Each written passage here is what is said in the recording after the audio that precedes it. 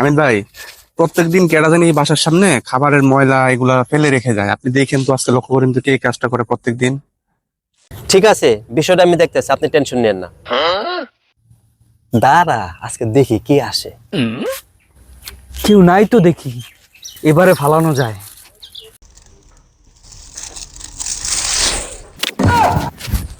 এই কারা কারা কারা কারা, এই দাঁড়া দাঁড়া দাঁড়া দাঁড়া দাঁড়া দাঁড়া, এই দৌড় দৌড় দৌড়।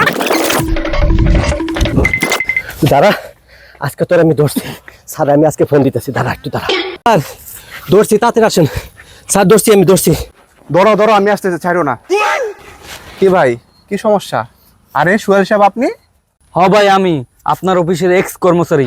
কি ভাই বললেন? আমি না আপনার স্যার ছিলাম, ভুলে গেছেন? ভাই এটা অফিস না, এটা পাবলিক প্লেস। আর তাছাড়া আপনার অফিসে আমি কাজও করি না। ওকে ফাইন, সবই ঠিক আছে, কিন্তু একটা জিনিস আমাকে বলেন তো, আপনি প্রত্যেকদিন আমার বাসার সামনে বিরিয়ানির প্যাকেট, খাবারের উচ্ছিষ্ট, এগুলো কেন প্রত্যেকদিন ফেলে যান বলেন তো? এই জন্যই ফেলে যাই, আপনি আগের অফিস থেকে আমাকে ছলে বলে কৌশলে বের করে দিচ্ছেন, কিন্তু আমি না খাইয়ে মরি নাই। আল্লাহ আমাকে আগের চাইতে অনেক ভালো রাখছে, এই জন্যই আমি এটা প্রমাণ করতে আপনার বাসার সামনে সবকিছু রেখে যাই। মাইন্ডেড।